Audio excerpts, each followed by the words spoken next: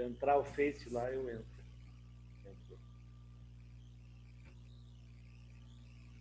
Boa noite a todas e a todos. Novamente nós estamos reunidos hoje nos painéis virtuais Viamão e Meio Ambiente. Hoje nós trazemos, né, com muita alegria, né, uma ferramenta de luta tão importante nos últimos 50 anos, nossa Agapan. Os nossos painéis virtuais têm sido trazidos na perspectiva de dar visibilidade a todas as práticas agroecológicas, culturais, dignidade e auto-organização que tem surgido no município de Viamão.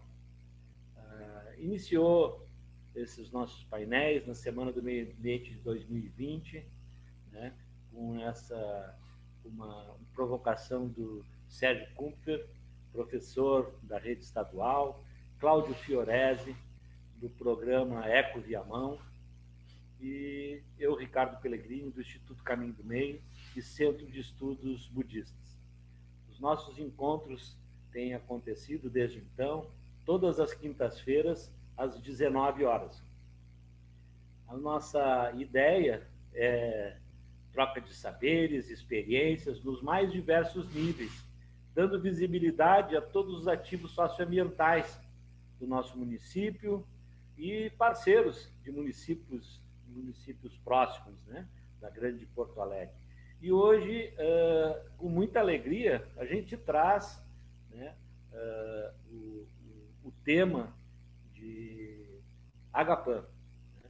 Vocês vão conhecer um pouco dessa história de luta, todos os engajamentos, né, e quais as propostas nesse momento, né, tão difícil, não só de pandemia, como esse momento de ataque a muitas instituições que estão sendo, de certa forma, esvaziadas, como ICMBio, Emater e tantas outras que trazem essa defesa do meio ambiente e que estão sendo sucateadas com o passar do tempo. Então, eu vou passar a palavra para o meu querido Sérgio Kumpfer e depois para Cláudio Fiorese. Era essa ordem, pessoal? Eu acho que o Serginho fica para depois. Isso, o Cláudio primeiro. Então tá. Boa noite, Pelé. Boa noite, Serginho, Luiz Felipe. Mais uma vez estamos nós quatro e os nossos amigos, né, de sala de Zoom, realizando esse encontro, esse diálogo, esse bate-papo com convidados especiais, né? São muitos os temas que temos abordado aqui, o Pelé já falou sobre isso, toda a agenda socioambiental de Viamão, que estamos tentando construir, né, os instrumentos para fazer essa agenda avançar, desde projetos, programas como o Eco Viamão, como, por exemplo, o Fórum Tupambaé, que é uma iniciativa especialmente da comunidade budista de Viamão, mas com a participação de muitos parceiros, né? O Serginho, por exemplo, ali como integrante do projeto Hortas Escolares Agroecológicas na sua escola, ele que é professor, também lutando ali na Alta, né, na Associação dos Amigos do Lago Tarumã, né, que ele mora no lado do Lago Tarumã, então ele literalmente sente, né, ele vê e sente os problemas no Lago Tarumã, né, que é uma expressão também dos desafios ambientais e urbanos, especialmente, que nós temos, né. Bom, a Agapan, poxa vida, né, é uma entidade que fala por si, especialmente para nós, de uma geração um pouquinho mais velha, né, uma geração mais experiente, mais vivida, que lá atrás, na juventude, na infância, na adolescência, começamos a conhecer essa sigla, né, as suas lutas, começamos a ouvir falar. Ô, Milanês, deixa eu te contar uma história, antes de te apresentar. Ali em Silveira Martins, quando eu trabalhava na Emater, Pelé, tinha a cultura da batata. Era muito forte na região. Muita gente plantava, agricultor familiar, plantava de enxada, de boi, E eu comecei a trabalhar na Emater naquela época. E aí, acompanhando todo o ciclo, a gente ia nas lavadeiras, né? Começou a se lavar a batata. Olha só, essa coisa de supermercado impondo um padrão comercial. Antigamente só se escovava, vendia em feira, né, e tal. Era uma coisa muito mais sustentável. E passaram a exigir que lavasse. Muito bem. Aí algumas mais feias eram descartadas, né? Aquelas mais com sarna, com carepa, com furo. Sabe como é que chamava essa batata, Milanas? Beauregard. Era assim. Veja como os nomes se popularizam, né? Batata Beauregard. Por que eu falo isso? Porque é uma das origens da luta ambiental da Agapan. Mas já falei demais. Também aqui a respeito do nosso presidente da Agapan, o Milanês, que vai falar na sequência. Também está conosco aqui a Luísa Chomenko, né? Uma bióloga, doutora, que tem uma história... Agora começou a latir minha cadeirinha, ela está dizendo para de falar.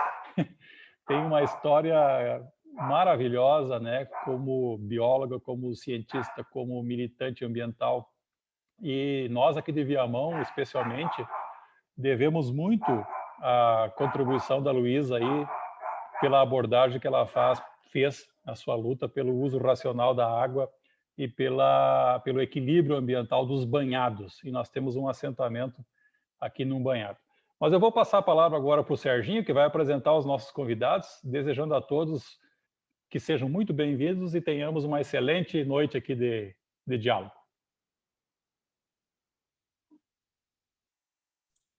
Muito bem, meu camarada Fiorese, professor, querido professor do nosso Instituto Federal, que tanto orgulho traz para a nossa cidade, nossa velha capital. Ao meu camarada Pellegrini, querido companheiro do SEB, que, aliás, desde ontem é um homem de 60, de 6 décadas. Então, fica aí o nosso carinho, nossos parabéns para ti, que estava de aniversário ontem, de festa ontem. Restrita, pelo que soube, bem restrita a festa, mas nos vingaremos. E hoje nós estamos aqui com muito orgulho, com duas pessoas maravilhosas, como o Fiorese falou. O Francisco Milanês, ele é licenciado em Biologia, bacharel em Arquitetura e Urbanismo, especialista em análises de impactos ambientais, mestre em Educação em Ciências, Química da Vida e Saúde, e doutorando em Química da Saúde. Então, inclusive, hoje eu tive a alegria de ver uma live exatamente sobre esse tema, da química da vida, né? Dos cuidados e de tudo em tudo. Foi criador e coordenador do Plano Rio Grande do Sul Sustentável, do Governo do Estado, alguns anos atrás. É fellow do Grupo de Desenvolvimento Internacional dos Companheiros das Américas e fellow internacional da Fundação Ashoka, de Empreendedores Sociais. E ele tem, além dessas palestras todas e lives que participa, em muitas coisas tem participado, o Milanês é um cara muito participativo. Nunca diz não para a gente. Pode dar uma cavaladinha numa agenda, mas sempre se acha um jeito de poder participar. Mas ele tem também duas obras. O Golpe do Terceiro Mundo é uma, e a outra é Ecoalfabetização, Manual de Sobrevivência em um Planeta em Extinção. Me lembra um pouco o diálogo lá do Krenak que faz, né? Antes do fim do mundo. Parece que tem um diálogo bem interessante aqui. E, além disso, o Francisco Milanês é o presidente da Agapan, do nosso tema de hoje. Então, tudo bem, Milanês? Tudo tranquilo? Tudo tranquilo, é um prazer estar com vocês. Parabenizar o trabalho que vocês estão fazendo aí em Viamão, município tão importante, referência de beleza, de tamanho, de possibilidade agroecológica nesse estado e turística também, ambiental, né? E vocês unidos aí estão fazendo um trabalho maravilhoso que nos alegra a todos, né? Seja bem-vindo, Milanês. Seja bem-vindo. E além do Milanês, eu já vou te passar a palavra, tá? Tá. Eu vou te passar a palavra. Além do Milanês, nessa noite, nós estamos aqui com a Luísa a Luísa Chomenko. A Luísa é doutora em biologia e se dedica há mais de 3 décadas às questões ambientais. É bióloga formada pela Universidade Federal do Rio Grande do Sul, é tua colega milanesa, são colegas de escola, né? Do Rio Grande do Sul. Tem mestrado em ecologia pela mesma universidade, especialização e doutorado, PhD, na Universidade de Saarlandes, na Alemanha.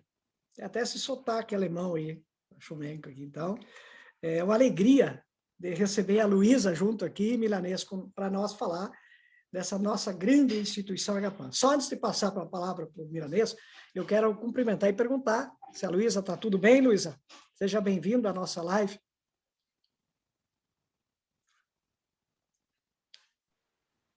Oi, boa tarde. Tudo bem? Muito obrigada pelo convite. Muito contente de ver vocês. Pena que de longe, né? Eu espero que logo a gente consiga fazer esse encontro ao vivo. Como eu digo, é bom a gente poder de novo se abraçar, beijar, porque está fazendo falta, né? Mas, enquanto isso não é possível, vamos nos encontrando por aqui e conversando bastante, que assunto é o que não falta nessa nossa área de trabalho. Muito bem, Luísa. Seja bem-vinda. Nós queremos saudar todos que estão aqui nos acompanhando através do nosso link. Eu vejo alguns aqui, eu vejo o Vitor Ortiz, o Anderson, a Sandra. Então, sejam bem-vindos, todos muito bem-vindos ao nosso encontro aqui. Nós vamos fazer uma primeira participação Serginho, aqui do milanês. Serginho, deixa eu só dar um recado que é sempre bom, né, tanto para a Luísa e para o milanês. Essa nossa live que a gente faz aqui pela essa plataforma do Zoom, ela está sendo transmitida no mesmo momento, está sendo retransmitida pelo Facebook do Centro Budista, o Facebook do Instituto Caminho do Meio, do Eco Viamão, Instituto Federal, e também o YouTube do Eco Viamão. Então, a gente sempre é bom lembrar que a abrangência que tem dado esse nosso programa, né, tem sido maravilhosa, porque ela tem sido essa nossa rede, né, que a gente criou lá na Tupambaé, junto com todos esses nossos parceiros, com a Agapan e todo mundo, ela está sendo multiplicada muitas e muitas vezes, né? É só para deixar registrado que vocês podem depois entrar lá tanto no Eco Viamão e tudo mais, e compartilhar isso no Facebook da Agapan e dos outros instrumentos que vocês têm. Muito bem lembrado, Pellegrini. Então, agora, como nós vamos falar da Agapan, vamos chamar o presidente aqui para contar um pouco dessa história linda, né, da Agapan, e depois vamos rodando aí, depois vamos falar a Luísa, depois a gente vai abrindo aqui, vamos fazer aí, temos 1h e 15 para a gente conversar. Francisco Milanês, seja bem-vindo, conta um pouco dessa história aí. Bom, a ideia, conforme foi dito, é de contar como é que a gente chegou, né, na entidade. Eu, desde pequeno, por alguma razão qualquer, fui muito chegado ao pátio, menos as pessoas e mais a animais e plantas. E isso acabou me formando. Eu bem jovem mesmo, bem pequeno, eu tinha um irmão 20 anos mais velho que era médico, e peguei os livros dele, comecei a estudar zoologia, outras coisas. Eram livros antigos, mas, enfim, eu gostava muito disso, né? E tive tudo que é bicho possível, de aranha até não sei o que é, tudo eu criava no pátio. E aí isso marcou bastante meus irmãos, eu era o caçula, e todos se referenciavam em mim e tal. E o amigo de uma irmã minha foi fundador da Agapan, Fernando Santos, grande pessoa, e ele estava já na universidade e eu estava no primeiro grau do colégio ainda, no que na época se chamava ginásio, que as pessoas não devem ter noção ainda, mas enfim, era o ensino fundamental. E ele sabia dessa, porque todo mundo falava, né, dessa minha questões com a natureza. E aí ele foi até o meu colégio e disse: olha, descobri uma coisa para ti, aqui eu estou participando de um negócio que tu tem que conhecer porque tu vai gostar. E me levou na reunião da Agapan, onde eu era o único jovem, eram todos nomes já feitos, professores da Unicinos, a maioria professores da URGS, o Lutzenberger, o Carneiro, a Hilda Zimmermann. E, bom, embora eu seja mais jovem de todos aqui, isso foi em agosto de 71, portanto, poucos meses depois da fundação. Eu fui as nossas reuniões eram na Associação dos Orquidófilos do Rio Grande do Sul, na Rua da Praia, e lá eu passei a ser uma espécie de curiosidade, porque como eu era pequeno, mas sabia algumas coisas, então o Lutz era um grande entrevistador, ele adorava extrair coisas das pessoas, e acabei me apaixonando. Eu conto uma história muito engraçada, porque, bom, naquela época não existia o politicamente correto em álcool, né? E nós saímos da reunião e fazíamos a segunda parte da reunião, que era na esquina da Rua da Ladeira ali, da General Vitorino, né? General Câmara. General Câmara com a Rua da Praia. Tinha ali uma loja, um bar de chopp antigo. E aí saí da reunião, fomos para lá e o Lutz sentou, eu sentei do lado dele, na ponta da mesa. E o Lutz era um bom tomador de chopp. E aí ele disse, aí, guri, o que tu achou da reunião? Fiquei meio assim, né? Digo, olha, eu achei meio estranho, porque estava se discutindo todos os problemas, eram as pedreiras, a poda das árvores, enfim. Eu achei assim meio tapa-buraco esse troço. E aí ele, não, vocês viram o que o guri falou aqui e tal, chamou a atenção.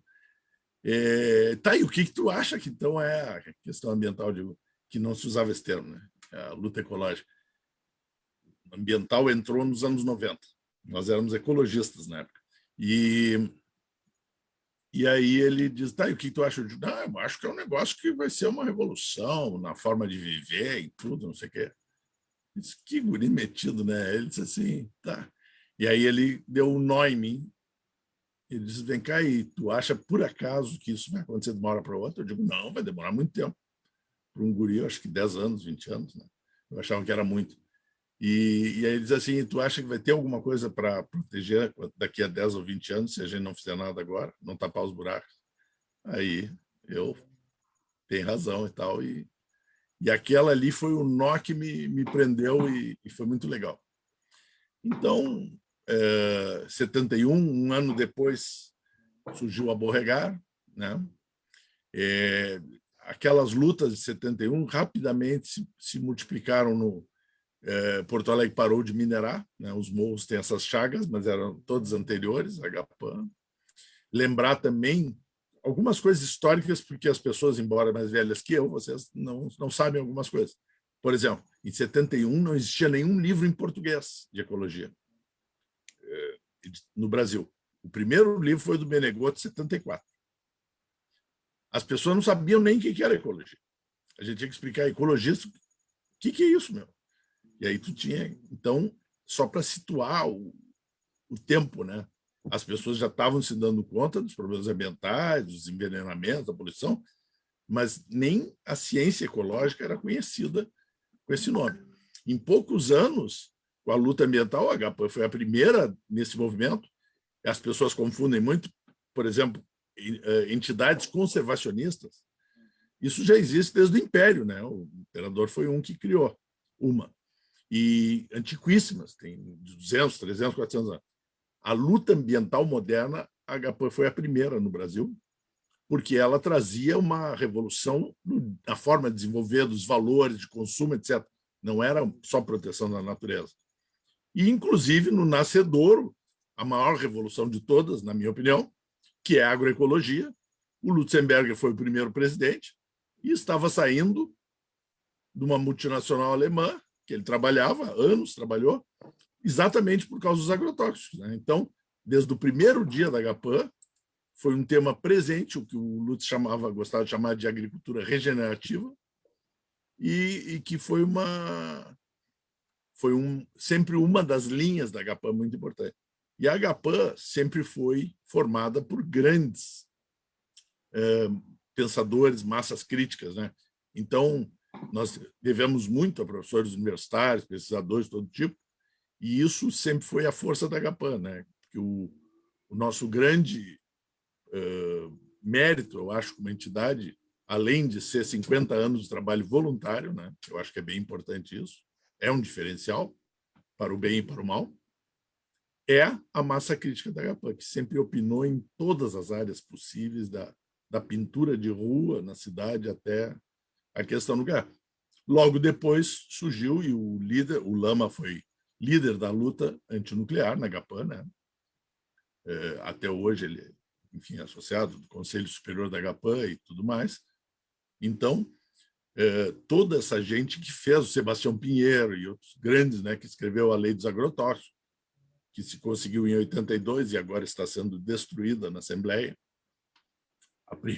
a primeira lei de agrotóxicos do Brasil, em 70 e, agora não me lembro exatamente, 5, 6, sei lá, foi criada a primeira Secretaria de Meio Ambiente do Brasil, a Municipal de Porto Alegre, depois foi criada a Coordenadoria de Meio Ambiente do Estado, tudo isso fruto da luta. E o próprio Centro de Ecologia, que a Chomenko já citou, ou vai citar, com certeza, foi criado em consequência desse movimento, porque os primeiros 2 centros de ecologia do Brasil, com pós-graduação em ecologia, foram São Carlos e Porto Alegre, simultaneamente criados juntos.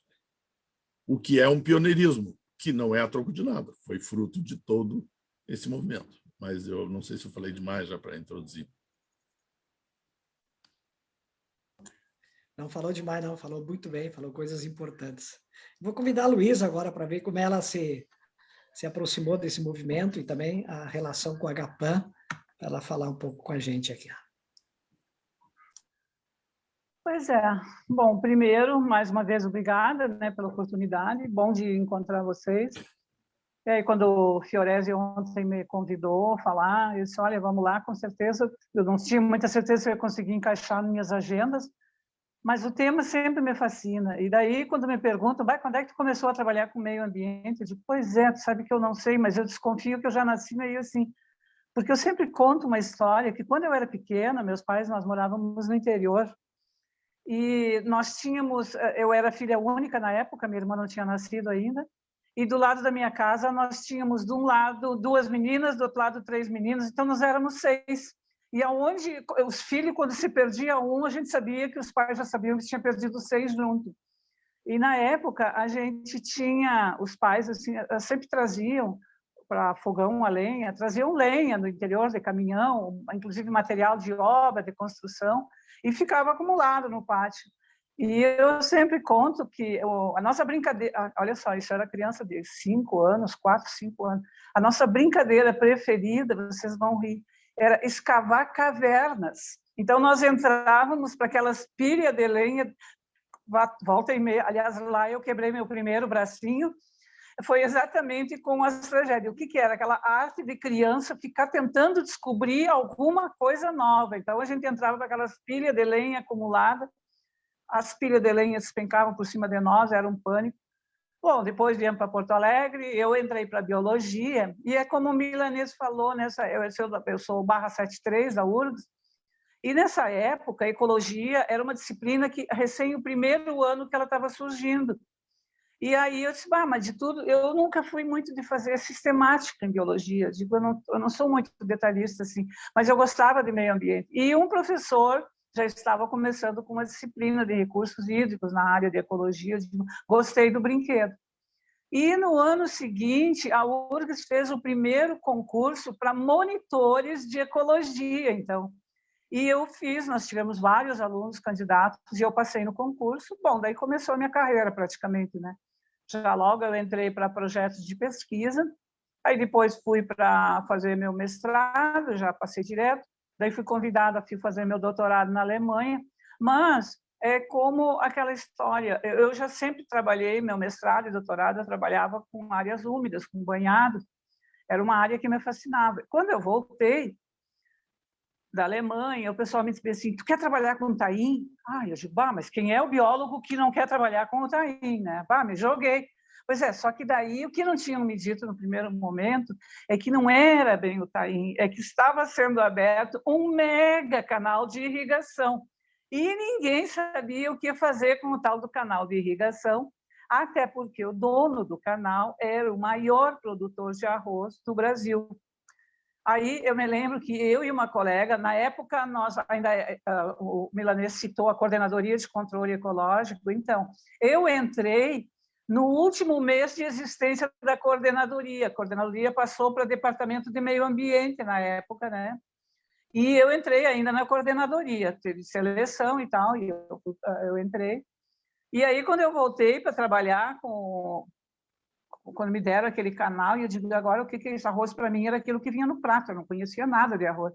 E aí começou a batalha, e foi interessante, porque eu comecei a trabalhar numa área que muito pouca gente estava trabalhando ainda. O que se falava em meio rural com a relação do meio ambiente era agrotóxico. Só que eu estava entrando com uma coisa diferente, eu estava entrando com banhado e comprando briga com arrozeiros, que era o maior, era daqueles que a gente sempre dizia assim, ele não batia na porta do governador, ele entrava e dizia bem assim, estou produzindo comida. E aí vinha a coitada da Luísa lá, que era uma equipe sozinha, não tinha, e aí tinha um outro conflito, que hoje em dia a gente fala nisso, as pessoas riem, mas eu, muitas vezes, não me deixavam entrar nas propriedades. Bom, primeiro porque eu era bióloga. Biólogo não é lugar para trabalhar em campo. Campo era campo de agrônomo, ou, enfim, de engenheiros. Biólogo, não. Agora, o pior de tudo, era mulher. Então, imagina, gente, eu enfrentava, e houve, e hoje a gente ainda discute. Até essa semana, né, com a matéria do jornal, né, do Brasil de Fato, a gente discutiu. É muito importante, nós estamos em pleno século XXI, nós ainda estamos discutindo essa questão do papel da mulher. E na área de meio ambiente, nessa época, então, eu conheci, por causa da minha briga com os banhados, que até hoje eu continuo brigando pelos banhados, eu conheci a turma da Agapan. Eu tinha lá, conheci alguns colegas já na faculdade. E aí o pessoal disse, Luísa, tu conhece a turma lá? Eu digo, não conheço, né? Mas sabe como é que é? Vamos lá, né? E aí eu fui conhecendo várias pessoas e fui me engajando na luta. Bom, e aí eu estou, assim, algumas décadas, digamos assim, também participando. Eu sou associada da Agapan, realmente, e faço parte do grupo há muitos anos. E a gente diz, assim, nós tivemos algumas pessoas que foram precursoras na história do meio ambiente, tanto homens quanto mulheres, e sempre foi uma discussão muito forte, e ela continua assim. Só que eu acho interessante, e isso eu acho que é importante, inclusive, a gente chamar a atenção, até eu acho que vocês podem, através desse grupo, discutir esse momento. Eu acho que nós tivemos, assim, eu digo, o Rio Grande do Sul foi, o Milanês já citou, foi o berço do ambientalismo, assim, do Rio Grande do Sul, do Brasil, e fez história internacional. Só que nesse meio tempo, o tempo foi passando, meio ambiente passou um assunto a ser recorrente e por alguma causa, que para mim é um fenômeno que eu não identifico, parece que esse movimento, ao mesmo tempo, das formas sociais se enfraqueceu. E hoje, muitas das participações sociais, elas vêm sendo desconstruídas. Ou seja, tu tens... Só que aí eu tenho que dizer, ao mesmo tempo que ela foi sendo desconstruída, algumas entidades se mantiveram. E teve uma que nunca se acabou. E aí eu tenho que dizer assim, acima de tudo, a Agapan. A Agapan, mesmo nos momentos mais duros, assim, que eu acho que houve de enfrentamento com a questão ambiental, a Agapan sempre esteve presente. Eu diria também que são mais ou menos as mesmas pessoas que vêm lutando há muitos anos e com isso conseguem manter essa relação com gente nova que vem surgindo. O que me preocupa hoje, e realmente me preocupa, é que nós estamos vivendo, mas eu acho que a gente até pode discutir isso no momento seguinte, né? Eu estou perguntando para os colegas organizadores, mas me preocupa um pouco essa desconstrução dos movimentos ambientais e como as associações e entidades ambientais vão ter que, muitas vezes, fazer até uma reengenharia, digamos assim, de funcionalidades para conseguir se manter. Se manter, não financeiramente, mas se manter efetivamente de serem ouvidas, porque cada vez menos se dá voz à população, à sociedade em geral. Bom, por enquanto eu falo isso e depois a gente pode ir adiante. Luísa, antes de a gente ir adiante, só para complementar essa tua fala inicial, tu foi uma das mulheres pioneiras aí pela tua formação, pelo teu interesse, teu cargo público na época, tu acabava sendo demandada, mas houve outras mulheres importantes nessa época. Eu me lembro, eu estava na faculdade, um pouquinho antes, recém começando, e eu ouvia falar da Magda Renner, A Associação Gaúcha, Gigelda, a Magda, a Hilda, tá? a Maria. Eu acho que foram assim, a Hilda Zimmermann também, assim, sabe? Eu acho que assim, foram poucas pessoas. Pode falar, Oi, pode falar. fala. Não é isso. Como é que na época essas mulheres, como é que elas conseguiram cavar esse espaço numa época tão conservadora ainda, tão cheia de coisas politicamente incorretas, como se diz, né? Que voltou, né? Atualmente virou moda de novo, politicamente incorreto, virou orgulho para algumas pessoas, né? Mas na época, isso final dos anos 70, início dos anos 80. E uma outra perguntinha, como é que surgiu a palavra agrotóxico? Quem é que criou? Quem é que inventou? Quem é que bolou esse nome aí? Então, para fechar esse teu primeiro bloco aqui, se tu puder. Como é que surgiu? Como é que essas mulheres surgiram? Cláudio, eu acho que assim, eu acho que a gente, eu diria que é meio inerente. Algumas mulheres têm esse perfil, digamos assim, mais de liderança. A gente é meio metida, sabe? Eu vou te dizer por mim mesma, assim, quando, por exemplo, nos órgãos ambientais, nós temos muita mulher trabalhando, muitas, realmente, assim. Eu até diria que talvez quase a metade são mulheres, assim. É uma carreira, essa questão ambiental, ela é um desafio. E, há décadas atrás, eu vou te dizer bem da verdade, eu não sei como é que surgiram as primeiras corajosas, mas com certeza elas foram o quê? São pessoas que tinham uma visão, Fiorese, elas tinham uma visão internacional muito boa, sabe?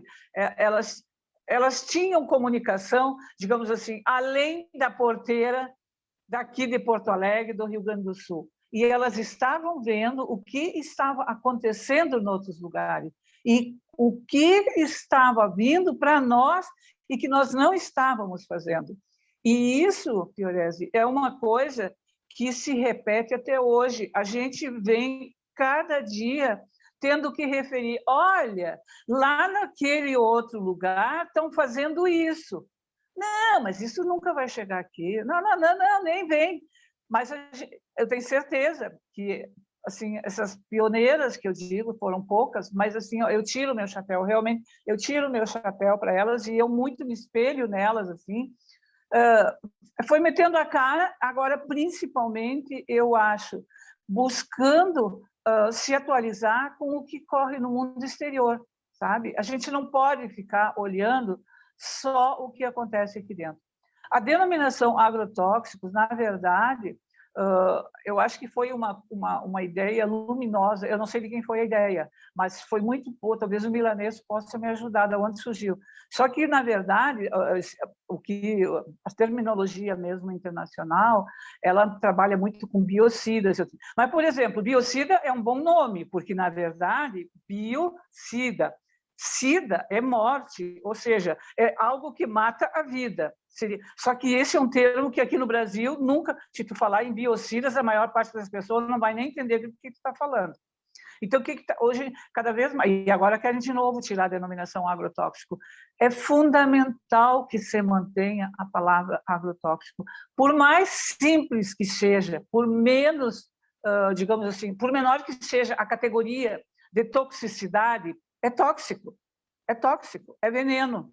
Então, é fundamental a manutenção deste nome.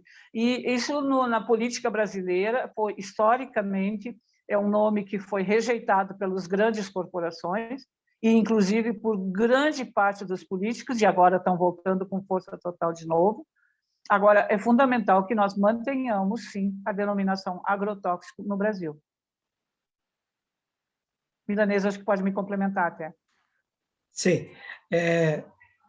O Pellegrini, o Fiorese, fiquem à vontade quando fazer a colocação e tal. Só quero saudar aqui também a presença do Maximiliano, que está sempre com a gente, o Bárbio Nevo e o Anderson Toledo, que estão aqui conosco. Então, sejam bem-vindos. Agora nós vamos entrar no tema, nesse segundo bloco aqui, mas, assim, das lutas históricas que a Agapan travou, no concreto da vida, né, das conquistas, dessas lutas aí, e também os desafios que nós estamos vivendo.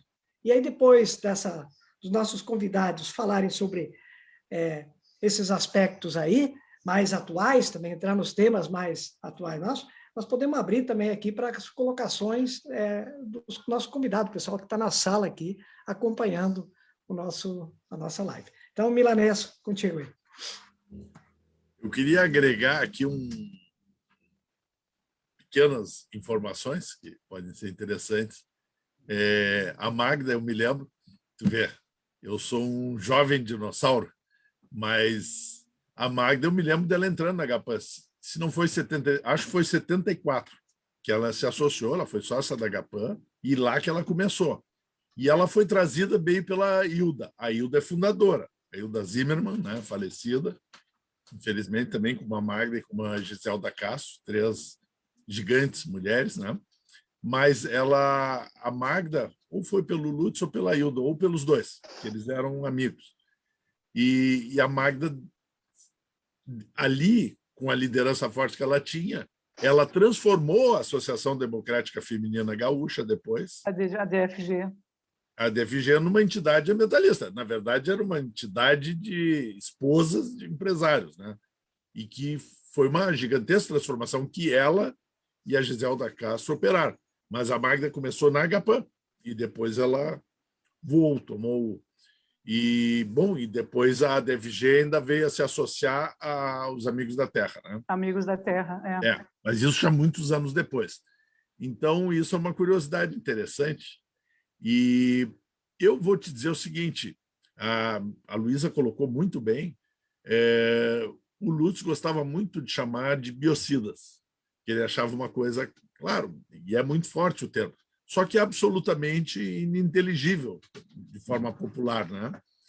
E eu acredito, sinceramente, que agrotóxico veio do Sebastião, porque a lei de agrotóxicos foi escrita dentro da Agapan, participaram muitas pessoas, mas o principal mestre é o Sebastião Pinheiro, meu grande mestre, e saiu dele esse termo.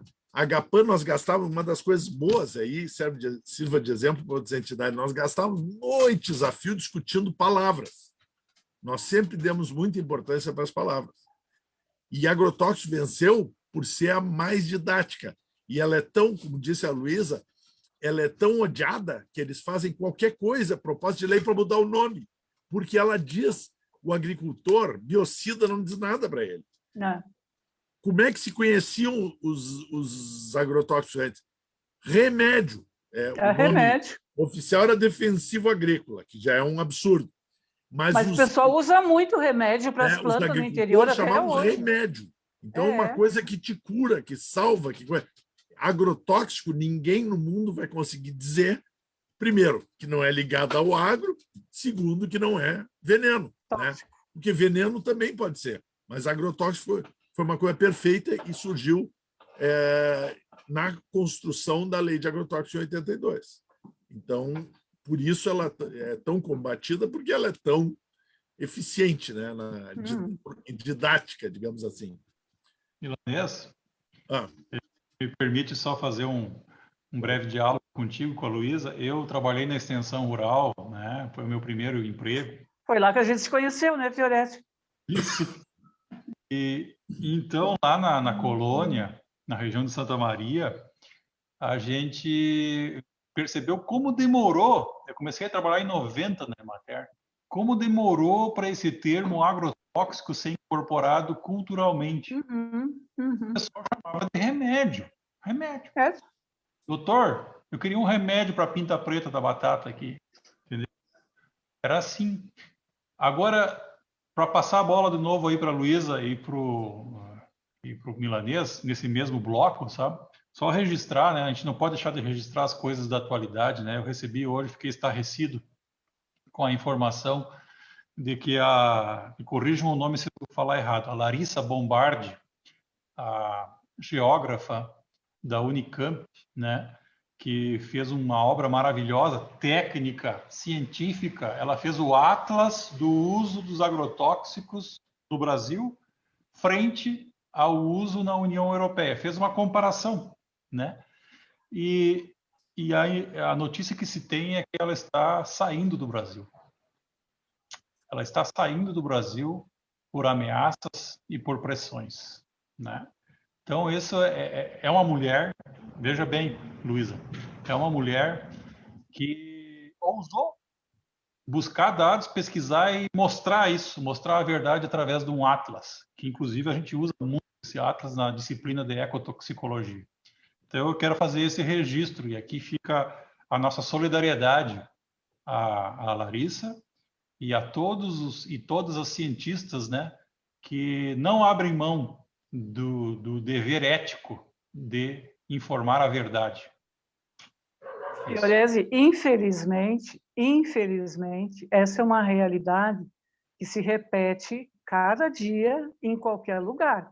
Tu não vai pensar que as pessoas que nós hoje, colegas, em todas as instituições, mesmo vocês que trabalharam, tu, por exemplo, bom, tu não está mais, mas os colegas da área rural, e que tendem a fazer uma avaliação qualquer, questionando modelos econômicos de uso produtivo, seja no campo, seja na cidade, tu não vai pensar que a vida delas é fácil. Né? Não, apanha cada dia, e apanha bem pesado às vezes. Então, na verdade, a gente só vai em frente porque a gente é persistente, né?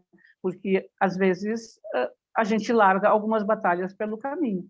Eu vou te dizer, ó, a única que eu posso dizer que eu larguei, que para mim é uma das minhas grandes frustrações profissionais, foi quando eu saí da CTN-Bio, porque eu perdia todas da CTN-Bio. Nós temos vários colegas daqui do estado que faziam parte da CTN-Bio. Tá? Eu fiquei 2 anos lá dentro, acabei pedindo para sair, porque tu não ganha nada. E hoje, por exemplo, a Comissão Técnica Nacional de Biossegurança, na verdade, é o que menos se faz lá dentro, assim, sabe? Então, cada dia tu libera mais agrotóxicos e mais transgênicos, e mais transgênicos para a área agrícola e não para a área, de tudo quanto é área, e sem uma correta avaliação. Essa é uma briga que eu posso dizer assim, ó, eu saí de lá muito frustrada. Entreguei os pontos porque chegou numa hora que não tinha o que fazer. Então, eu digo, bom, essa para mim foi uma derrota. Mas o resto, eu continuo firme, lepe de faceira, brigando sempre. Eu queria somar um comentário nisso que a Chomenko disse, porque eu vivi, no final dos anos 80, nós abraçamos, e aí eu pessoalmente, além da Gapana, é óbvio, mas muito a questão dos transgênicos. A gente sabia que na biologia estava fervilhando e era uma tendência muito grande. E, bom, o tipo de pressão que a gente viveu é inacreditável como se movem os interesses econômicos em Brasília. Então, tu imagina isso dentro de um órgão ambiental. Exatamente. E então, esse tipo de questão, eu preciso dizer, já que foi falado do CTN-Bio, que a coisa mais vergonhosa, além desse genocídio agora, é o CTN-Bio desde a origem. É vergonhoso que um conselho seja massivamente ocupado por pessoas que não têm noção do que é meio ambiente, do que é biossegurança e do que é saúde.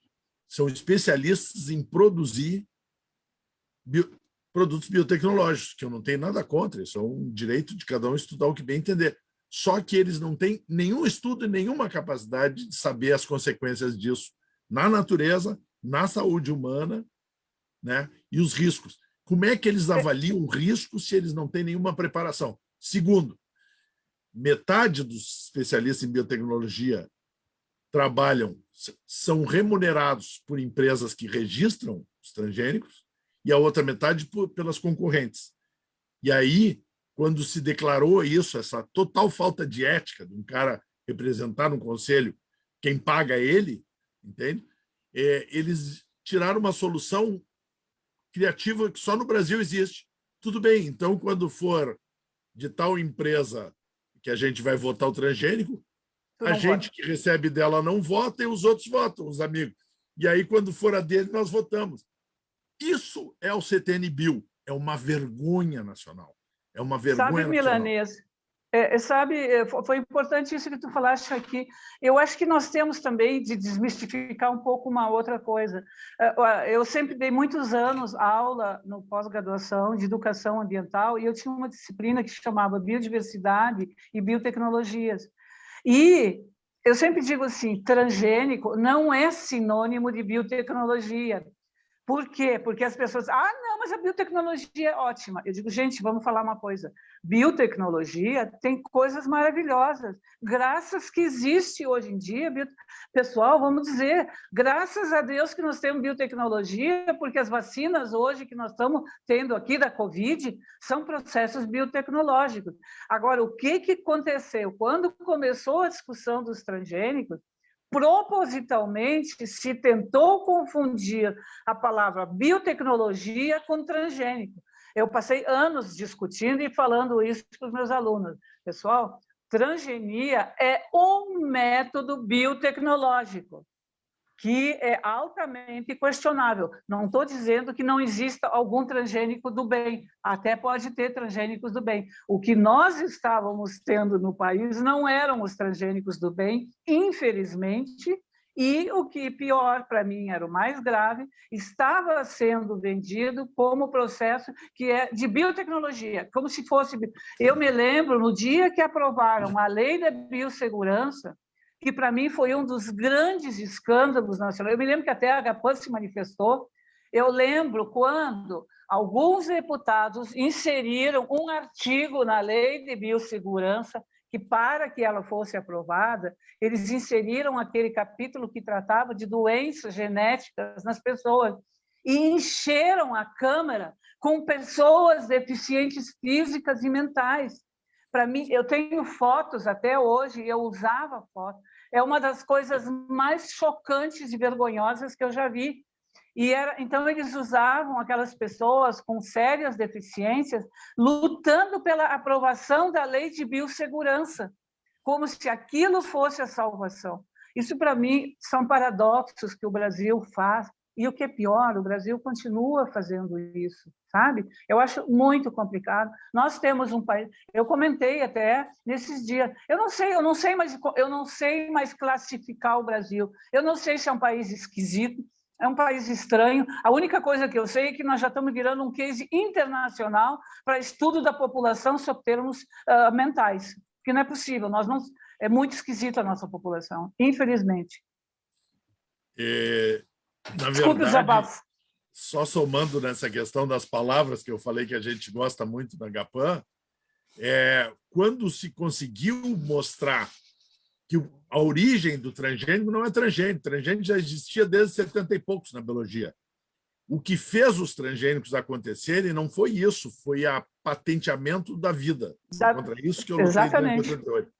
Só o monopólio, o controle, era isso que precisava para o transgênico virar um negócio. Porque o transgênico não interessava para eles, interessava ter que pagar aluguel para usar os produtos deles. Criaram os híbridos, que todo mundo sabe, são misturas de varietais, né, diferentes, e eles não conseguiam, porque as pessoas conseguiam não ficar escravas e não comprar sementes e fazer sistema. Tinha que ter uma coisa que a lei obrigasse a fazer pagar. E isso é o patenteamento. Era a patente da vida, né? E a patente é para ser para todos os seres vivos. Tanto que já tem patenteado nos Estados Unidos sangue indígena, tem um monte de coisa, já desde o começo dos anos 90.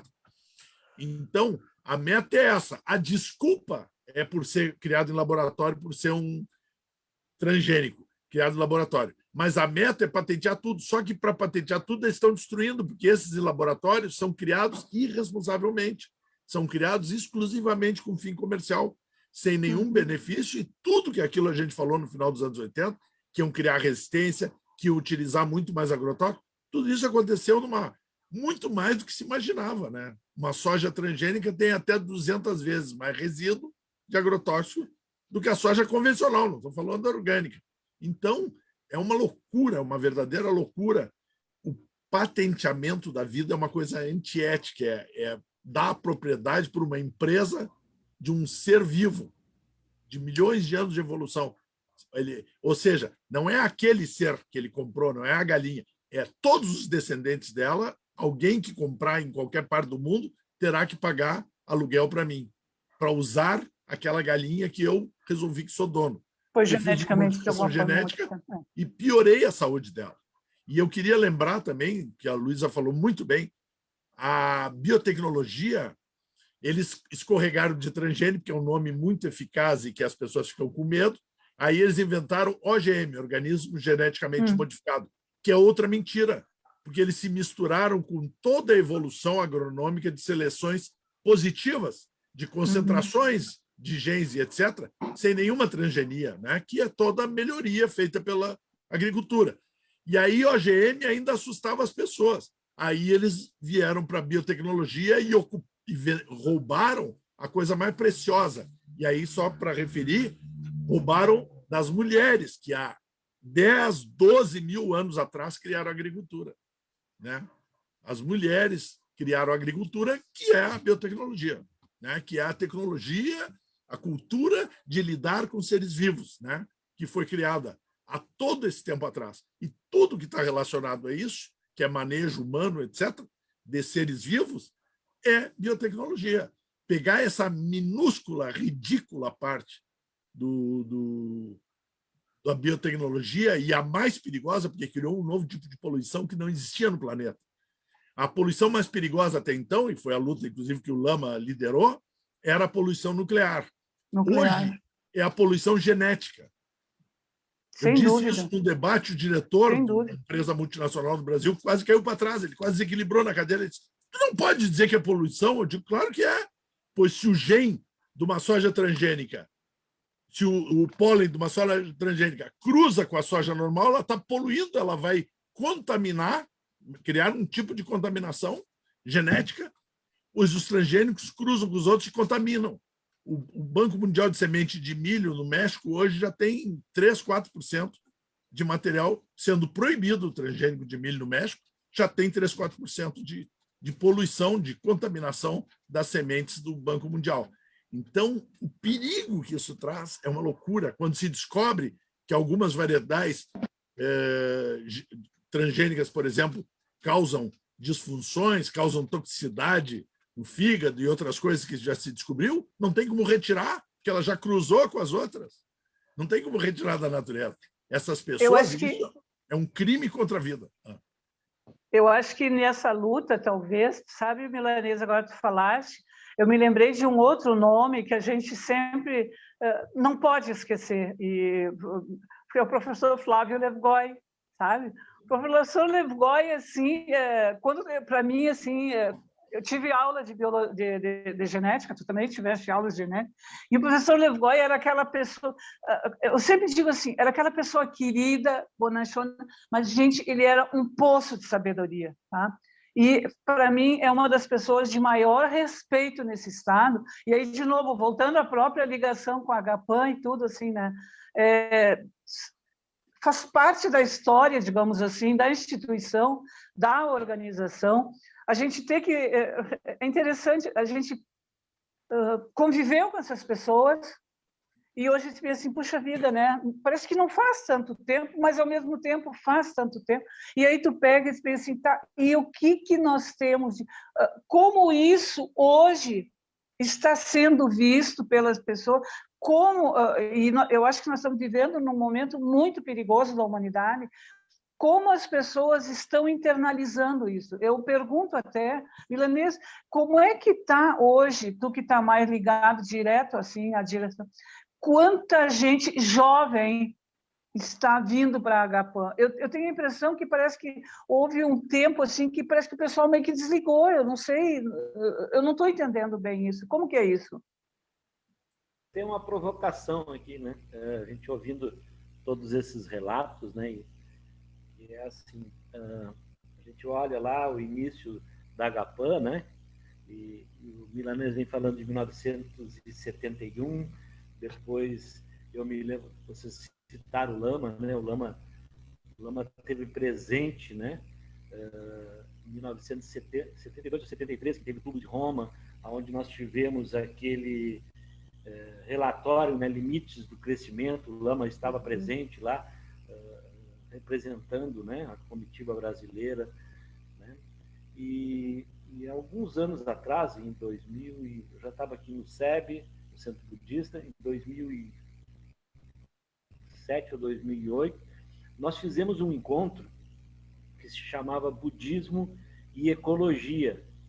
E esse encontro que o Lama promoveu na época, a gente teve 2 encontros, tiveram várias pessoas lá, era para tentar identificar o que aconteceu, né, com um estado que foi referência, né,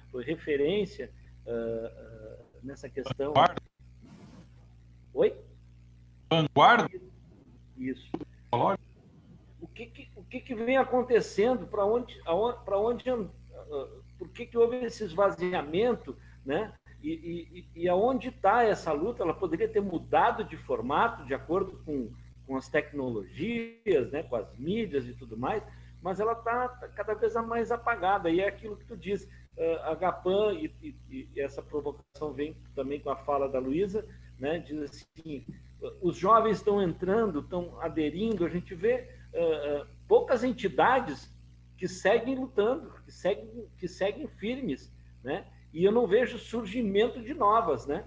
Então, para que a gente possa tentar entender isso, para ver como fortalecer, como a gente pode dar visibilidade para isso e buscar, a gente tem esse interesse muito grande aqui nesse programa, né? De trazer essa visibilidade, de trazer outras entidades que possam estar fazendo um movimento forte. Então, vocês que estão na linha de frente, né, pudessem tentar nos explicar. Então, foi em 80, foi em 90, foi no ano 2000, foi junto com o avanço da política, né, do entreguismo, da política do eu te ajudo aqui, do agronegócio que cresceu. O que aconteceu e o que vem acontecendo? Se é que a gente pode ir nessa caminhada, assim, nessa direção. Eu vejo, é só bem rápido assim, eu vejo 2 momentos. Eu vejo que daí eu vou reiterar até a minha pergunta, Milanesa, eu quero que ele me diga isso. Eu acho que houve um esvaziamento que eu não consegui identificar o porquê, realmente eu não sei porquê. Se as pessoas meio que entrou um pouco, talvez, naquela época do greenwashing, sabe? Aquelas empresas, agora todo mundo virou empresa ecológica. Todo mundo, eu já disse, planta um pé de couve na frente da fábrica e fazem a maior festa do mundo como se tivessem salvo a humanidade. Tá? Eu não sei se isso foi um processo que desencantou, talvez. Eu sei que o movimento esvaziou. Agora, eu só quero dizer que, talvez um pouco para reforçar, Pellegrini, a tua pergunta, eu vejo que agora, nos anos mais recentes, isso talvez uns 3 ou 4 anos, surgiu uma discussão, e é em função da mineração na Serra do Sudeste. Na verdade, eu trabalho bastante ali com aquela turma do Pampa, você sabe, é o meu chão, até porque os banhados todos estão no Pampa, né? Eu brigo com os banhados a hora. E na Serra do Sudeste, o pessoal começou a defender com muita força a questão da mineração, contra os processos de mineração que estão sendo previstos vários projetos grandes minerários naquela região, né? E lá começaram a surgir alguns movimentos. Na verdade, começou de uma maneira bem singela. Nós começamos por 5 ou 6 pesquisadores que juntaram para subsidiar o Ministério Público Federal, avaliando dados dos EIA-RIMA que tinham sido fornecidos. E a gente foi praticamente desconstruindo os EIA-RIMA e foram agregando muitos pesquisadores, muita gente, e principalmente a gente conseguiu mobilizar, é isso que eu quero chamar a atenção. Eu acho que vale a pena até vocês fazerem contato com o pessoal desse grupo. Surgiram forças das comunidades que vão ser atingidas por essas empresas minerárias. Eles estão fazendo movimentos sociais, são socioambientais, inclusive estão ocupando espaços muito interessantes, aí junto na bacia, nos comitês do Rio Camaquã, inclusive com acento no próprio CONSEMA. Tá? Então, alguma resistência começa a surgir, mas ela é muito localizada setorialmente. Nós não tem mais uma HPAN nova surgindo, por exemplo, no estado, assim, sabe? É isso que me faz falta. Graças a Deus que a HPAN continua, os Amigos da Terra continuam, mas assim, são muito poucos os movimentos que se mantêm. Mas alguma resistência em alguns lugares. A região de vocês, Viamão, com a história da APA do Banhado Grande, é uma que resiste, e resiste há décadas, né? Coisa boa. Mas, realmente, eu acho que teria que estudar isso, talvez, sociologicamente. Eu não sei o que aconteceu, talvez o Milanês explica, eu não sei explicar o que aconteceu.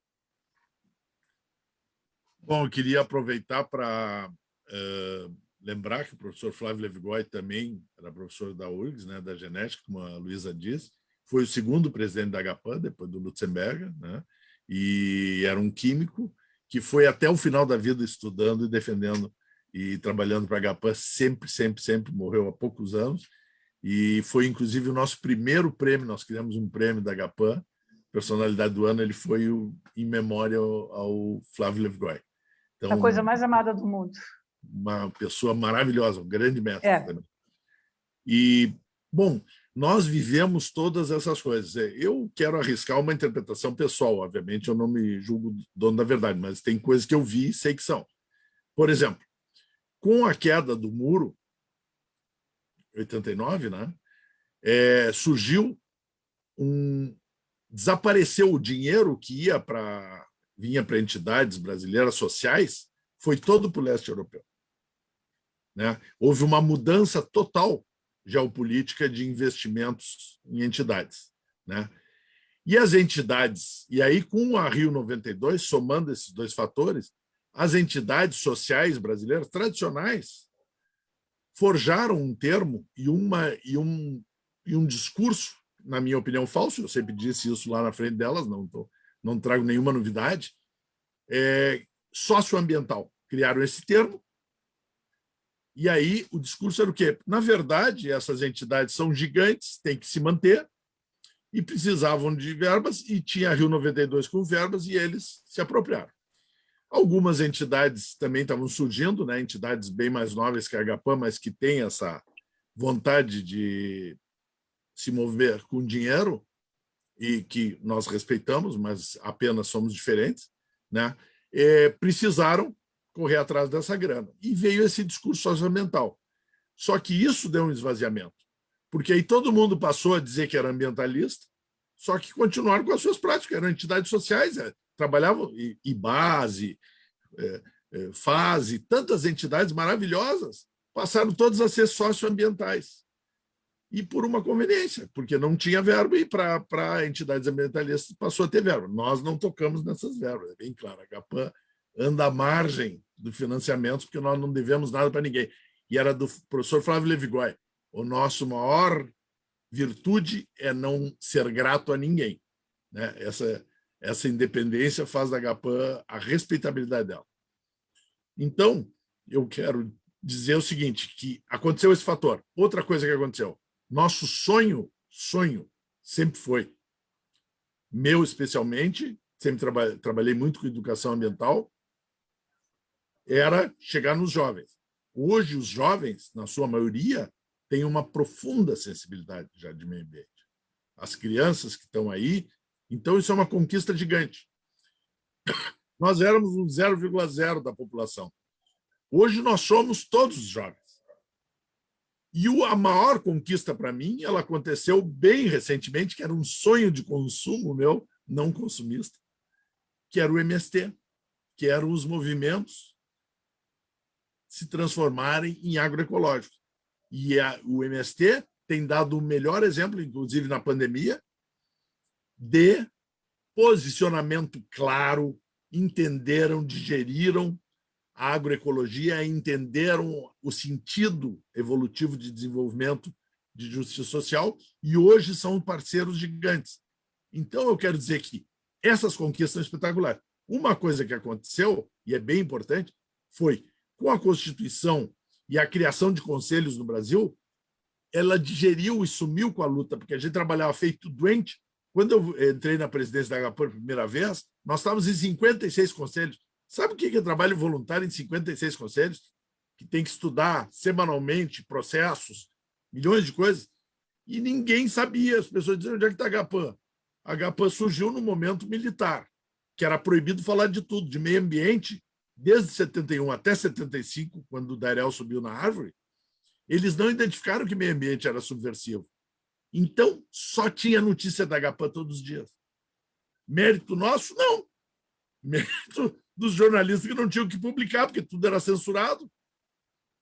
Quando o Dairel subiu na árvore, desceu da árvore, e quando eles desceram da árvore e foram direto para o DOPS, foi o Caio Lustosa, foi o Lutz, foi o Carneiro lá liberar eles, na primeira reunião que teve da Agapan depois do evento Árvore, tinha fotógrafos de revistas que diziam nomes lá, tirando foto de um por um.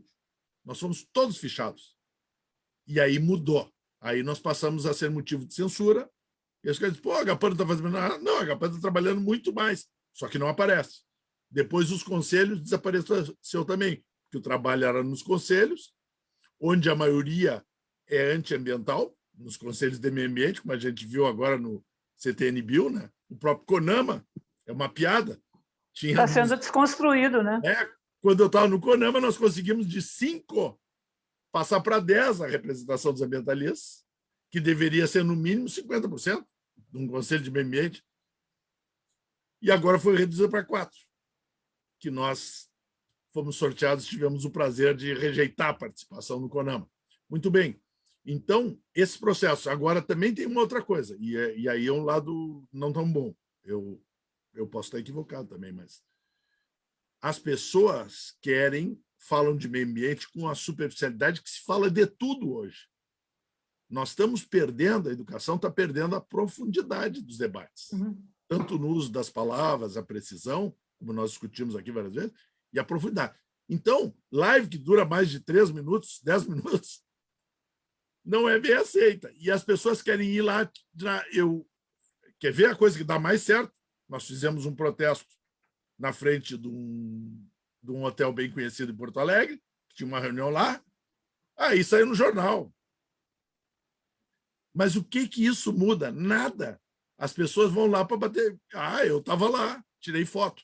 Então, nós estamos numa geração, numa época, não é essa geração, todos os adultos também estão assim, selfies. Missão cumprida, bati a foto, publiquei, está feito. Só que não trabalham nada. E o trabalho é uma coisa que se faz e ninguém vê. É estudar, é escrever, é desqualificar um estudo mal feito, como a Luísa disse. E isso não aparece. Então, eu quero dizer que é uma coisa dúbia. Eu acho que nós estamos entrando na sociedade, mas, por outro lado, tem uma visão greenwashing das próprias pessoas. Não é só as empresas. As empresas fazem isso porque as pessoas permitem. Anos atrás, se alguém tentasse uma lavanderia verde dessas, todo mundo caía em cima de pau da empresa e o marketing dele ia ser negativo. Agora os caras fingem que são e vão tocando. Então, é um momento, nós temos que nos adaptar, a gente está aprendendo. Estamos aqui numa live, né? Então, estamos aprendendo, mas não é fácil. Muito, muito boa abordagem, Milanês e Luísa. Eu quero avisar os nossos amigos que estão na sala, se alguém quiser fazer uma pergunta, fazer uma colocação, estamos de boa, nós já estamos com 1h10, viu, Milanês? Nossa! Como passa muito rápido. Mas, então, se alguém quiser fazer uma observação, eu acho que, Milanês, que dessas décadas aí da Agapan, dessas 5 décadas da Agapan, que estamos celebrando esse ano, de lá para cá, mas tem muitas sementes na sociedade, né? A gente vê, por exemplo, o Pellegrini, que coordena o projeto Pambaé, o Fiorese, que trabalha com Eco Viamão, tem muita coisa de produção e de empreendedorismo. O nosso problema é que a base, a agricultura brasileira, ela se assentou no latifúndio. E aí é muito difícil de dialogar.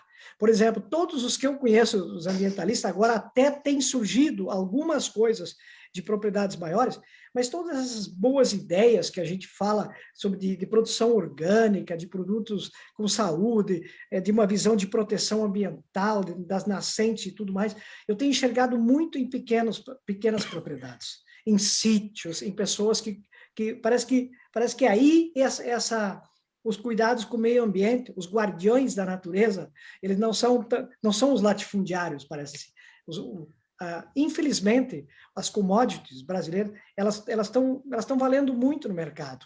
Então, um saco de soja, 150, 160 reais, vai lá dizer para o cara não usar mais glifosfato, para não usar soja transgênica, não vai nem, ele vai te botar a correr. Né? Assim, então, nós estamos com um dilema aí, no modelo de agricultura no Brasil. Mas, assim, essas sementes foram plantadas pela Agapan e as entidades, criou uma consciência ecológica. Eu vejo, assim, claro que não no latifúndio, mas nos pequenos, aqui em Viamão, tu vê muito sítio, muito empreendedorismo que tem essa visão ambiental que a gente tem dialogado, né? Tem empresas maravilhosas na nossa cidade. Então, não foi em vão, eu quero dizer que não foi em vão, né? Que estamos com dificuldades, né? Estamos com dificuldades em tudo, mas eu acho que não foi em vão e temos sementes que podemos agora... Aqui o Maximiliano fez até uma crítica, fez uma referência à autocrítica do movimento ambiental, que nós temos que trabalhar isso nas periferias, em tudo que é lugar, em toda a sociedade, fazer ecologia. Está correto, viu? Até o Maximiliano, se ele quiser falar isso aqui, entrar com a própria voz, seria importante. Mas eu vejo um pouco assim as coisas, né? Sérgio, eu trabalho também com grandes produtores, só para te explicar um pouquinho, tá? O que eu vejo hoje? Nós temos, assim, nós estamos, e aí o Milanês pode também me ajudar, porque eu sei que ele transita bem nessa área. Eu trabalho com grandes produtores que trabalham com pecuária extensiva, que é a vocação natural. Nós temos um bioma aqui no Rio Grande do Sul, eu faz décadas que eu digo assim, nós temos um bioma que só tem aqui no Rio Grande do Sul. Então, se o estado do Rio Grande do Sul não cuidar do bioma, o resto do Brasil não vai cuidar, porque não tem pampa no resto do Brasil. E nós temos uma vocação natural, que é a pecuária extensiva, que permite que haja uma compatibilização de manutenção dos seus ecossistemas naturais e processos de desenvolvimento que mantenha a característica, o recurso natural e, ao mesmo tempo, dá a possibilidade de crescimento. O Estado não está sabendo usar isso, mas, ao mesmo tempo, nós temos um modelo extremamente imediatista, e aí recai nisso que tu está dizendo, nós entramos com a briga das commodities. Hoje, grande parte dos nossos pecuaristas, e nós temos pecuaristas que estão trabalhando muito bem na própria conservação do bioma e estão conseguindo, inclusive, colocar seu produto com preço diferenciado, porque esse produto que sai de campo manejado adequadamente é o que o mercado internacional pede. Tá? Só que a maior parte do pessoal hoje está tendo uma visão imediatista. Tá? E o que está fazendo? Vendendo campo para plantar soja. E agora, ontem, eu estava escutando, foi assim, para mim, eu digo, soou com uma música. Faz anos que eu digo assim, no momento em que tu traz um modelo monocultural para um estado, tu corre vários problemas de risco. Primeiro, vai que deu seca. Problema, se tu tem policulturas, bom, perdeu uma, mas tu ganhou outra. Se tu tem cheia, a mesma coisa. O preço do produto no mercado internacional sobe ou desce. Se tu tem policulturas, ótimo, tu vai ter um jogo, vai perder numa... Mas nós estamos perdendo isso, nós estamos fazendo modelos monoculturais. E ontem eu estava escutando que o PIB do Rio Grande do Sul, agora, foi muito menor do que o do Brasil, em função da grande seca que teve no ano passado, e a safra da soja perdeu muito. Ou seja, nós estamos perdendo desenvolvimento no Estado, porque estamos usando um desenvolvimento de commodities, ai que palavra que soa bem, commodities, tá? E que nós estamos perdendo dinheiro. Ou seja, agora, o pior de tudo, nós estamos plantando para criar bicho lá no exterior e o nosso povo aqui não está tendo o que comer. Olha o preço do óleo, como é que está. Olha o preço do arroz. A gente até brincava, né? Vou botar meu arroz que eu comprei, botar num cofre lá em casa, porque está o preço do arroz. Ou seja, e aí a gente pergunta, e aí, quando tu fala que a variável ambiental, e aí puxa a brasa para o nosso lado de novo, tá? É o grande incentivador para os projetos de desenvolvimento, processo de desenvolvimento dos nossos gestores, e aí eu não estou falando com governo A, B ou C, isso há décadas. Eles não entenderam esse discurso. E aí a gente sempre fica meio que estigmatizado nessa situação.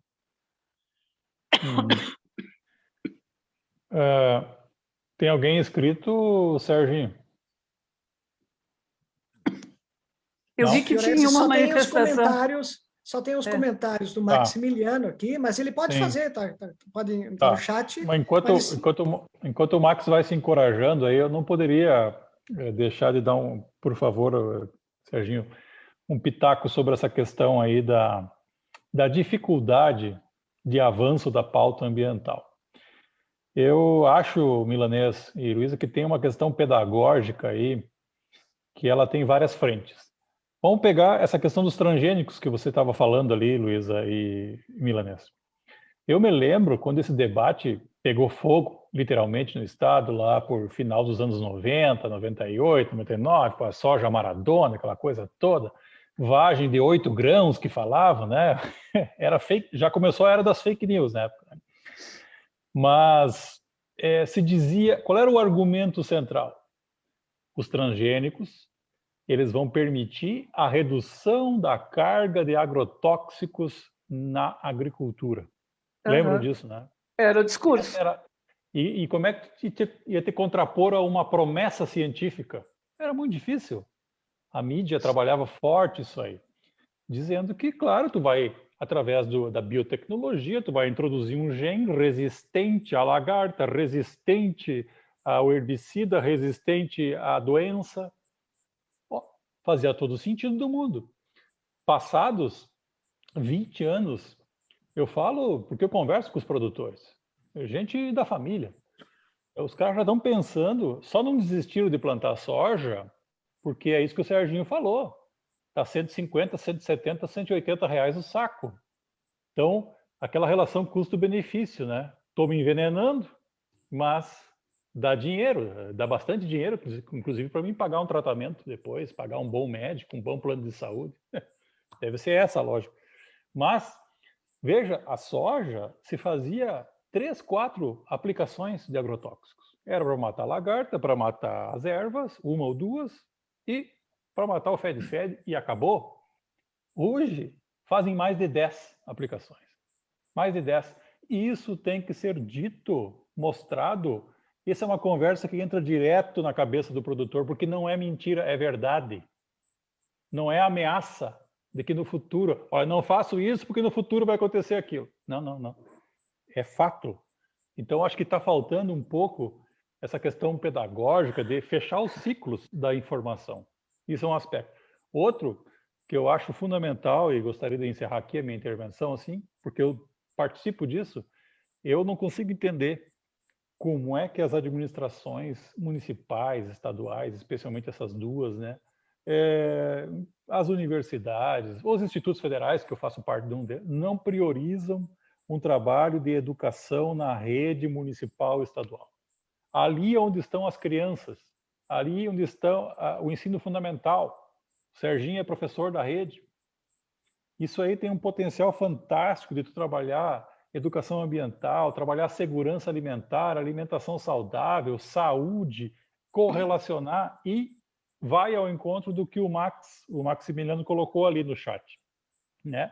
De deselitizar esse debate, ir para as periferias, onde está o povão comendo esse alimento ultraprocessado, essa comida, desculpe a palavra, assim, eu sei que é meio ruim nessa hora, essa comida lixo, né?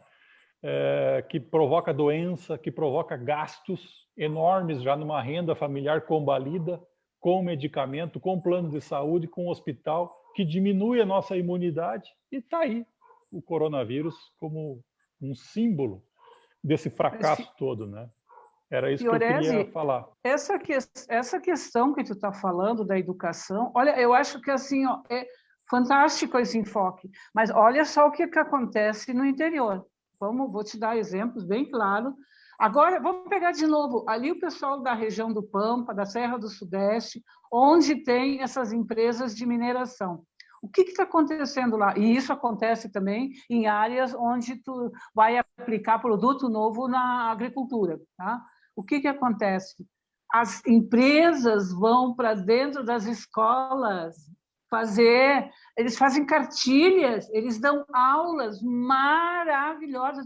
E tu conhece, olha como que é feito esse material de marketing. As cartilhas, os folders, todo o material, hoje em dia, principalmente com a informática, com a rede de internet, o material que é distribuído é maravilhoso, é a contrapropaganda do que deveria, na verdade, ser feita. Aí tu vai chegar, tu assim, lá, coitadinho, professor de uma escola pública que não tem nem quadro e giz, às vezes, para escrever, e vai querer contrapor aquele cara que vem com todo aquele processo tecnológico lindo, maravilhoso, colorido, cheio de figurinha, e dizer para o aluno, olha, o que ele está dizendo não é bem assim. É uma luta desigual. Sim, é desigual. É desigual, Luísa, mas eu acho assim que está faltando um pouco de estratégia, né? de um conjunto de pessoas, instituições. Eu pego esse exemplo das hortas escolares agroecológicas aqui em Viamão, que infelizmente, né, nesses tempos de pandemia, a gente teve que suspender tudo. Não tem aula também, né? E essas soluções de continuidade acontecem, é o período de férias, essa coisa toda. Mas o fato de tu ir lá numa escola, um bolsista tá lá junto com os professores, fazendo uma composteira, fazendo uma horta, né? Plantando mudinhas, colocando o adubo orgânico, mostrando da onde vem o alimento, todo a questão biológica, zoológica, tudo que está associado a isso. Isso tem um efeito pedagógico fantástico, porque as crianças são curiosas. Sensacional. E não tem um custo alto isso, Luísa. É isso que eu estou dizendo. Não tem. O que está faltando, na minha opinião, é vontade política e um pouco dessas instituições priorizarem as coisas que tem que fazer. Olha ali, ó. Quem está aí na live. O seu gato. Eu vejo assim colegas, eu falo colegas meus mesmo, do Instituto Federal, das universidades, o pessoal se ilude, a vaidade humana é uma coisa impressionante, sabe? Tu pesquisar agricultura de precisão dá muito mais prestígio e status do que tu trabalhar lá na horta escolar da Escola Liberato, entende? É isso. Então, isso tem que mudar, e aí que entra uma instituição importantíssima como a HPAN, que ela tem uma história, tem um peso, viu, Milanês? Muito importante. Eu acho que essa conexão da HPAN com os institutos federais, eu falo por nós, né, mas com as universidades vocês já têm isso há mais tempo, né? Mas a capilaridade que nós temos, que a Emater tem, eu acho que nós temos que nos aproximar e construir uma agenda possível, né, nesse aspecto aí da educação ambiental. Serginho, tem alguém inscrito? Esse aqui só para te dizer, Fiorese, é o Olívio. O Olívio veio se apresentar. Fiorese, eu acho que a gente podia... O Milanês está com o dedo erguido faz hora, vai cansar o dedo. Eu sei que o Milanês vai falar, mas, Pellegrini, eu acho que a gente poderia passar para o Milanês e nós ir fechando, né? Ir fechando o tema. Nós queremos que fique totalmente todo mundo atiçado com o tema, tá? Não, a gente viu que a celebração da HPAN, ela está trazendo elementos para fazer a gente pensar no mundo real que nós estamos vivendo e na necessidade de, além de pensar, a gente usar o velho método, né? De ver, julgar e agir, né? Então, tá faltando uma perna desse tripé, talvez, ou outra, e nós temos que fazer isso. Então, Peregrino, eu vou passar para o Milanês aqui, eu acho, não sei se tu quer falar. Então. O Milanês fala, depois tu fecha aí, então, né? E vamos para frente. Milanês. Bom, eu, ouvindo esses últimos comentários, e antes já eu estava muito ansioso para falar o seguinte. Existe vários problemas. Eu concordo totalmente com o Fiorese, que a educação, no fundo, é onde recaem todas as coisas. Mas o que a Luísa colocou, veja os troços da AFUBRA, Associação dos Fumicultores. Eu cansei, eu trabalhei, as pessoas não sabem, eu trabalhei em prefeituras fazendo capacitação de professores de educação ambiental grande parte da minha vida profissional. Inclusive em Viamão, Milanês. Inclusive em Viamão. Fizemos agenda 21 escolar. Agenda 21 escolar. Tenho muito orgulho disso. Eu cansei de professores, depois de trabalhar um ano com professor, às vezes, o cara via assim, pá, Milanês, tu não sabe onde é que eu consigo as revistinhas da FUBRA sobre ecologia? Entende? Associação dos Fumicultores tinha revistinha de ecologia, mas feito por marqueteiros, nada a ver com educação, e feito com tapeação. Então, o que eu quero dizer é outra coisa. Vai um pouquinho além da educação, é indispensável a educação, mas é um processo de educação popular não formal que ninguém faz. Dou um exemplo. O Esperoto, falecido Esperoto, 2 vezes eu tive um debate com o transgênico na Assembleia Legislativa, que eu disse horrores. Estavam todos os pesquisadores de biotecnologia lá e ninguém chiou, ninguém discordou do que eu falei. Eu falei absurdos sobre eles, sobre o que estavam falando e tal. E o Esperoto estava na mesa, falava depois de mim. O Esperoto virou e diz assim, bom, agora o presidente da Farsul, ele diz assim, faço minhas as palavras do Milanês. Isso tá aqui grafado lá. Era uma consulta nacional, quem presidiu foi a Ieda Cruz, deputada na época.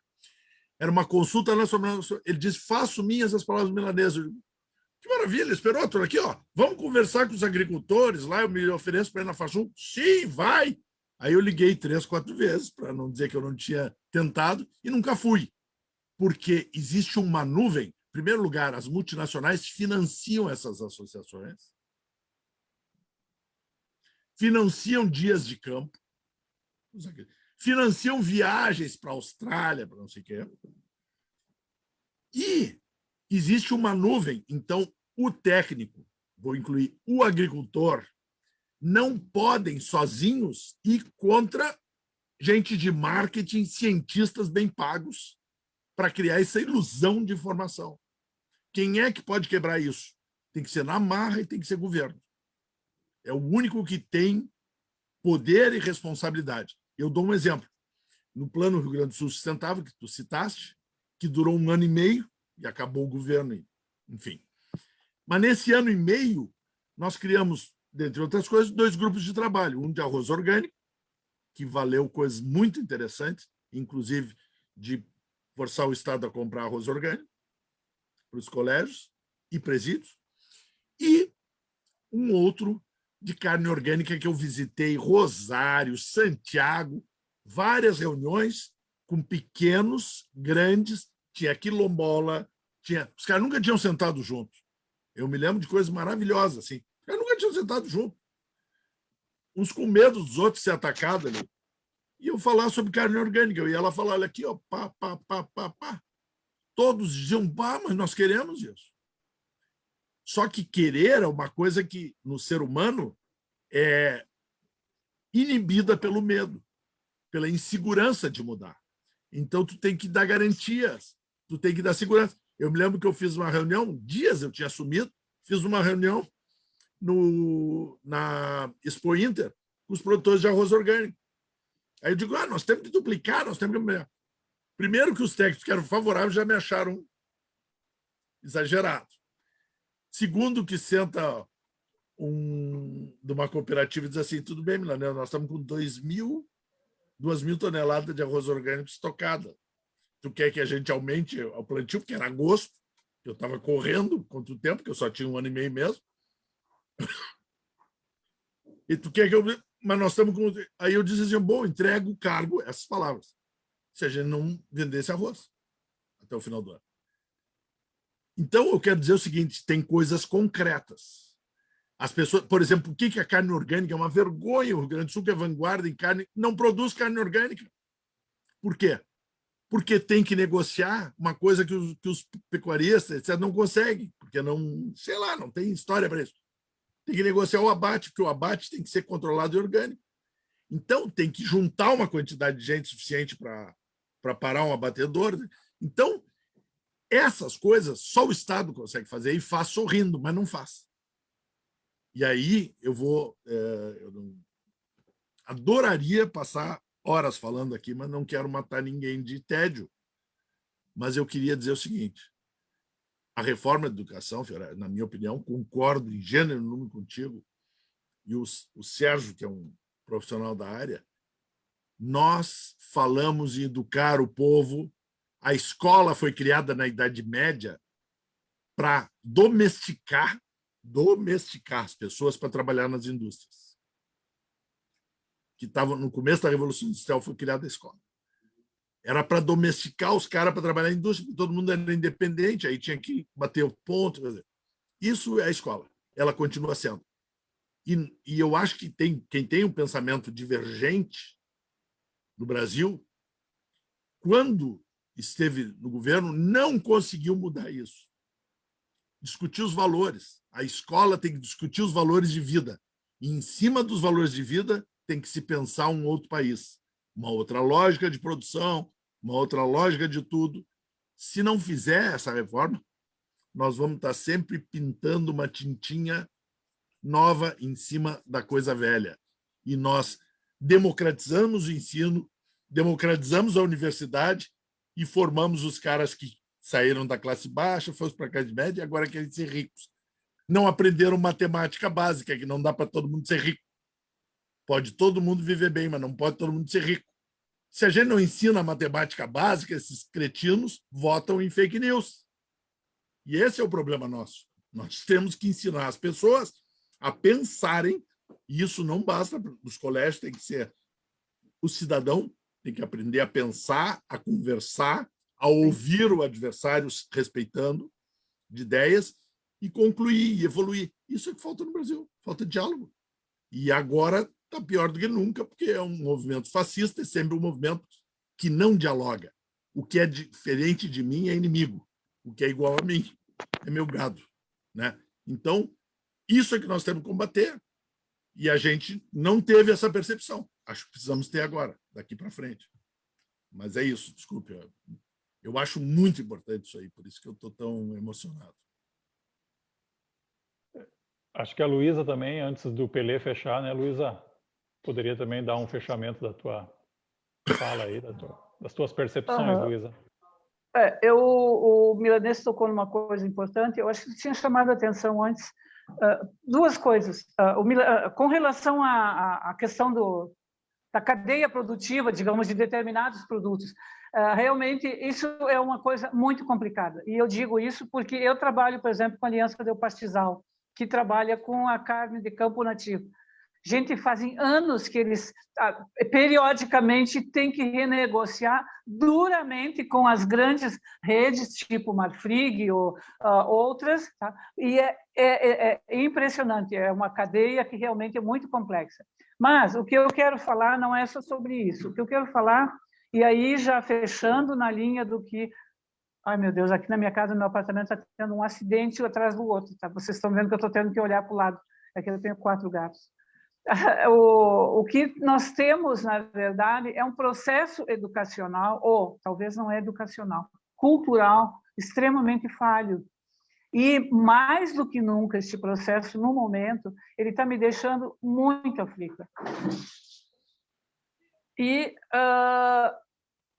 há muitos anos, e aí vocês colocaram uma palavra, há muitos anos, eu acho que no Brasil existe um erro de tentar dividir a educação formal e não formal. Ou é escola, ou é o não formal. Nós temos hoje muito melhores resultados na educação informal, que é isso que a gente faz quando a gente sai para a rua e senta, conversa com um grupo, seja ali na comunidade, seja no campo, seja em qualquer lugar. Essa conversa, esse diálogo, isso é uma coisa fundamental. E a nossa educação, a nossa cultura, infelizmente, nos últimos anos, ela não está tendo... Bom, quantos ministros da educação nós estamos tendo nos últimos tempos? E como é que esses processos, como é que a avaliação está sendo feita, né? Como é que... Eu dei aula durante muitos anos em curso de pós-graduação em educação ambiental. Eu fico muito contente quando hoje eu vejo que eu tenho muitos dos meus alunos são mestres, doutores, professores nas universidades. É bom de ver. Mas, assim, ó, quanto será daquilo que a gente hoje está conseguindo transmitir? Como nós, que já estamos, digamos, num nível mais adiantado, como é que nós estamos conseguindo transmitir o recado? Eu acho que nós também erramos. Vejam que grandes... Como é que hoje o discurso das fake news, gente, é uma linguagem extremamente popular. O povão entende. A ciência, infelizmente, nós muitas vezes não sabemos transmitir o que nós sabemos numa linguagem mais popular, mais acessível. Eu acho que essa é a questão que nós temos que realmente também aprender a trabalhar. É uma educação que nós estamos na área, temos que aprender a fazer. Nós estamos querendo que os outros façam, mas a gente também tem que aprender. E olha, realmente, eu parabenizo vocês pela discussão de hoje, que eu acho que foi gostosa. É como disse o Milanês, a gente podia amanhecer aqui discutindo, que assunto ia ter bastante. Vamos continuar outra vez. Boa. Ficou um gosto de quero mais, né? Ficou, o né? tempo passa rápido, passa voando, né?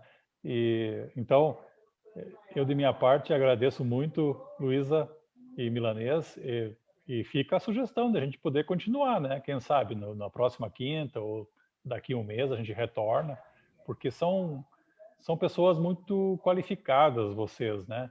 Muito experientes, que têm muito a dizer. E eu acho que a gente tem que aprofundar esse debate, não ficar só na superficialidade, né? Não é que foi superficial, não é isso. É que cada um desses itens que vocês levantaram dá para fazer um debate, né? Então, Pellegrini, deixar para você aí, se tem algum recado para ler, alguma coisa, e fazer o fechamento, né? Eu agradeço aí o aprendizado e a presença de todos conosco. Gostaria de aproveitar e, né, como diz o outro, fazer o meu comercialzinho, né? Nós do Instituto Caminho do Meio, tanto o Instituto Caminho do Meio de Viamão como o Instituto Caminho do Meio de Alto Paraíso, né, que é onde eu também faço parte lá da diretoria, nós temos duas escolas. A escola Caminho do Meio, aqui em Viamão, inserida dentro de um espaço verde e com uma pedagogia completamente diferente da convencional, né? Mesmo que a gente tenha que seguir os padrões de MEC e tudo mais, a gente trabalha com as crianças, né? Não passando conteúdo, né? Mas tentando o despertar das crianças. E uma outra escola é a escola Vila Verde, onde eu também fiz parte durante um tempo, estive lá em Alto Paraíso um tempo, e nós temos uma escola que vai até o final, né, do primeiro ciclo, né, que se chama Escola Vila Verde, também já premiada pelo Instituto Ashoka, também pela própria Secretaria de Educação, como uma escola transformadora, inserida lá junto ao Parque Nacional Chapada dos Veadeiros, né, e que faz um trabalho maravilhoso lá, né. Então, a gente tem essas duas escolas tentando fazer uma educação diferenciada. Poucos alunos sofrendo pelas questões econômicas e tudo mais, sofrendo esse modelo, esse ano que passou de pandemia, mas sobrevivendo e trazendo, né? Trazendo bastante oportunidade aos jovens. E me parece que a gente só cancelou esse ano lá em Alto Paraíso, né, por a questão da pandemia, mas era para ter surgido já agora, em 2021, um curso, né, um curso técnico de agroecologia lá, para eu não sei como chama hoje o segundo grau, né, que antigamente era o segundo grau. Então, ensino médio. Ensino médio. Então, a gente vai implantar junto lá o nosso querido Fernando Rebelo, né? Nosso traz a agricultura sintrópica. Vamos trazer ele aqui agora em seguida, que lançou um livro junto com o Ernest, um livro maravilhoso, Agricultura Sintrópica, com um passo a passo maravilhoso. E também o Milanês falou algo ali, né, da FUBRA, e eu tive